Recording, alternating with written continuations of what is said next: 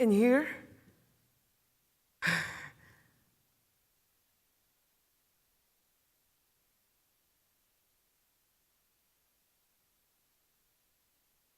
No, no, I'm fine. Oh, yes. I made my decision. My husband, well, he isn't coming, he's at work. He doesn't have to be in agreement. I read the small print. Besides, he wishes worse things on himself than he could ever wish on him. I told them.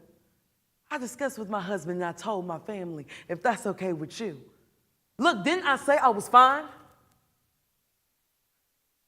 Comfortable.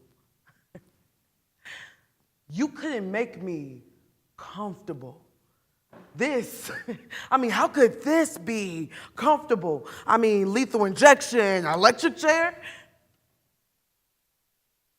Is this being recorded? Would you even tell me if you were filming this? You filmed everything else, it seems, so why not this?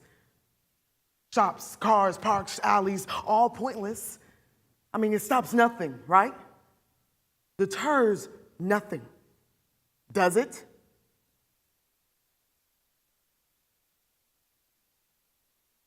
Did it?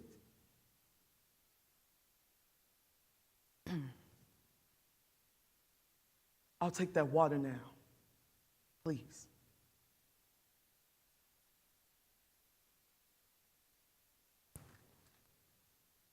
After deliberating for only 3 hours, this January, a jury of his peers condemned Dylann Roof to death, making him the first person in U.S. history to be given the death penalty for a hate crime.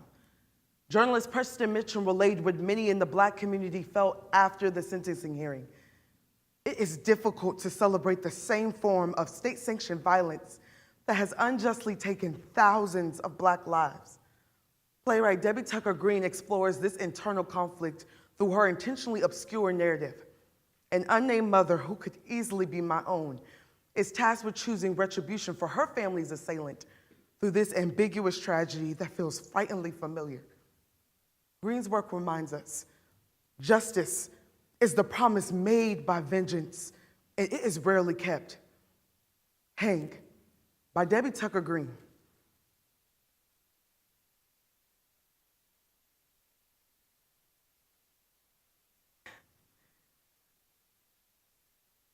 Marcia and Tyrell are 10 and 11.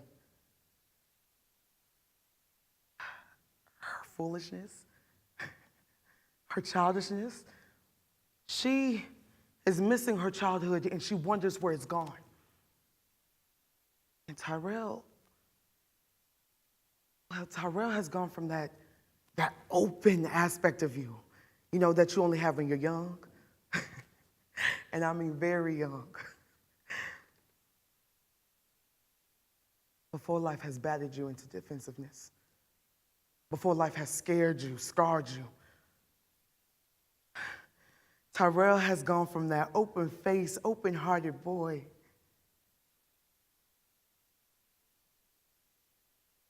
now where's that in your file? Seeing as you're asking, they aged overnight. No, you can't. You can't, and you couldn't possibly come close to imagining what I've been through. Oh, please. I've heard it 1,000 times before, and it is not helpful.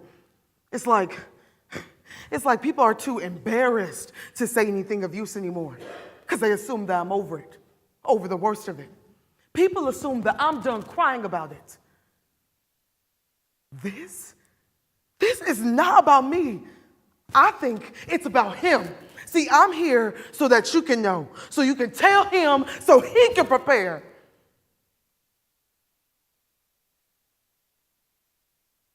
You just want to know my decision. You know it's a big decision to make. Well, after reading about them, I've seemed to make up my own mind. gas. Expiry by inhalation. Client is strapped to a chair in a sealed chamber. Experts pull a lever, dropping potassium cyanide pellets into a vat of sulfuric acid. Protocol takes minutes. Beheading.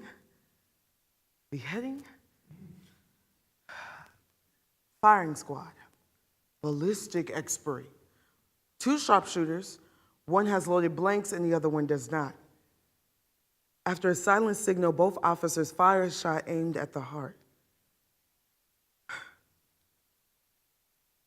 Protocol ends as quickly as bullet reaches the heart. Hanging.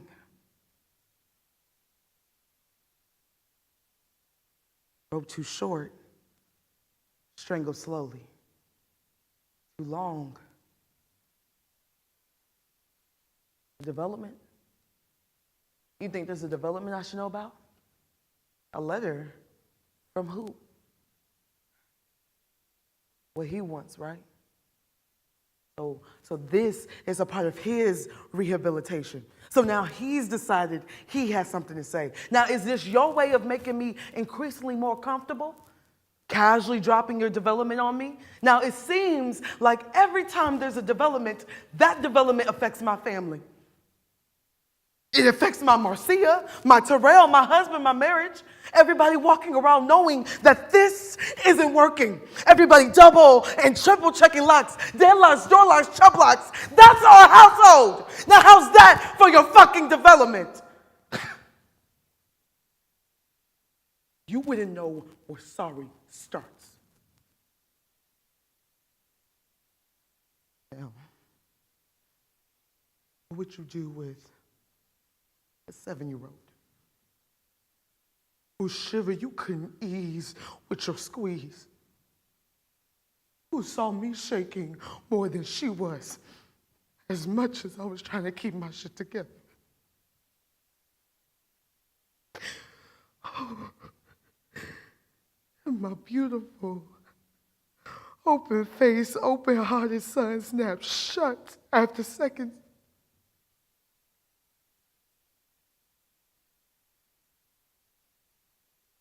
You know, I stood there trying to see what my beautiful boy stood staring at. And it was some middle distance that I couldn't access. Still can't. And he was the screaming one. He was the one whose pitch was so high, it tore through your skull. And after all of those years of me and my husband filling them up with good stuff, fucked away in less than 5 minutes, or was it 10 or 15 or the whole damn evening? And then you sit there and you know everything. So you tell me what to do then.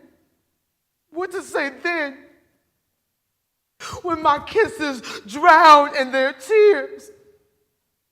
When they are inconsolable, when I know and they know that I don't have the ability, the capability left in me to help them, because they can see that I can hardly help myself. Now, where's that in your fucking manual? And where's that in your meeting about making me feel comfortable?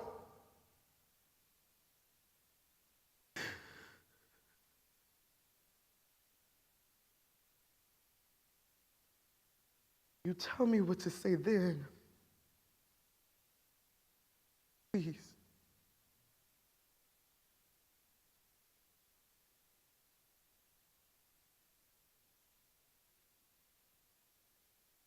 I was never any good at math. And I hope whoever hangs him is as shit at math as I am.